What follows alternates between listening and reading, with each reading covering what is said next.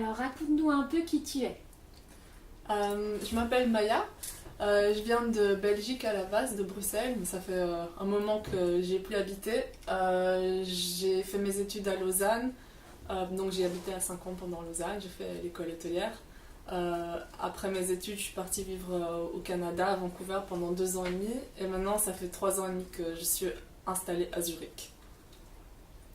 Dis-nous ce que tu fais dans la vie. Alors, j'achète des cuillères anciennes en argent et d'autres couverts dans des brocantes, des marchés aux puces, des enchères. Je les ramène à mon atelier, je les nettoie et ensuite je les estampille avec des messages, personnalisés ou pas. Et comment t'es venue l'envie et l'idée de travailler des cuillères et autres couverts anciens? Ça s'est fait un petit peu par hasard, c'était pendant que j'habitais à Vancouver. Je me suis mise à personnaliser. J'ai toujours une passion pour les choses anciennes. L'histoire qu'elles pouvaient raconter, qu'elles pouvaient cacher.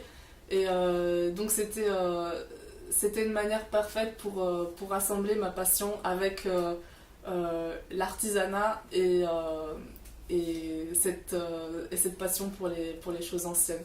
Donc redonner une nouvelle vie à ces couverts, en fait, était le moyen parfait pour associer ces deux passions. Pourquoi The Loving Spoon? C'est le nom de ton entreprise. Oui, The Loving Spoon. Ça s'est fait aussi un petit peu par hasard. C'était un jour où j'habitais à Vancouver, je voulais faire absolument des cartes de visite. Et je voulais les faire le jour même. Donc j'appelle mon copain au téléphone à son travail et je lui dis c'est urgent, il faut qu'on trouve un nom, 5 minutes on fait un brainstorming. Et en 5 minutes on a discuté un petit peu au téléphone et puis je sais plus comment on est venu à ce nom, mais on en est venu à ce nom là. Et par contre, j'aurais jamais cru que ça aurait été le nom de ma compagnie 5 ans plus tard. Je suis contente d'avoir trouvé ce nom-là et pas quelque chose que j'aurais voulu changer plus tard. Il y a beaucoup de poésie dans tes œuvres. Qu'est-ce que tu cherches à exprimer au travers de ton travail? Alors moi, je trouve que les couverts en soi expriment déjà beaucoup de poésie parce qu'il y a beaucoup d'histoires qui en ressortent. Par exemple, parfois je trouve des couverts, une fois après les avoir nettoyés, qui découvrent en fait des gravures qui existent déjà depuis le moment où ils ont été fabriqués. Donc par exemple ici il y a un nom qui est gravé Mrs. Emma Peck avec la date derrière 25 décembre 1895. Donc je m'imagine par exemple que cette cuillère a été offerte au mariage de cette dame en 1895, donc ça fait plus que 125 ans, et je trouve que rien que ça, ça dégage une poésie énorme. Ou alors par exemple, ici j'ai trouvé, après l'avoir nettoyée, la cuillère était toute noire. Il y a ce message Meet me at the fountain qui s'est révélé, donc, et c'est une cuillère avec, je sais pas si on voit sur la vidéo, une petite cuillère avec une chouette. Et j'ai fait une recherche sur internet et j'ai pu trouver que ce modèle de cuillère a été fabriqué dans les années, fin des années 1800. Donc pour moi, ça dégage déjà beaucoup de poésie dans ce sens-là. Et puis c'est de ramener en fait une partie du passé dans le présent, en redonnant une nouvelle vie à tous ces couverts anciens.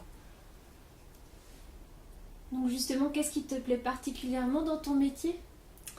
Le fait de pas avoir de boss. Je suis ma propre boss, je travaille comme je veux, quand je veux. Par contre, il faut avoir beaucoup d'automotivation. Donc, parce que justement, on n'a personne derrière nous pour nous pousser et nous dire quoi faire. Donc, mais ça le vaut. Et ben, qu'est-ce qui te plaît un petit peu moins en fait, justement? Tout le côté administratif, que je dois faire tout moi-même, les assurances sociales, les taxes, ma comptabilité, tout ça, c'est moi qui dois la faire. Et ça, c'est la partie un peu moins fun. Quels sont tes projets pour la suite? Pour l'instant, j'ai pas de projet spécifique. Je suis enfin rentrée un peu dans une routine où je sais à quelle période de l'année il y a plus de travail, à quelle période de l'année il y en a moins. Donc je profite de ça et je verrai au jour le jour. Mais je suis sûre que le jour où je devrais faire autre chose, ça viendra à moi. J'ai confiance en l'avenir.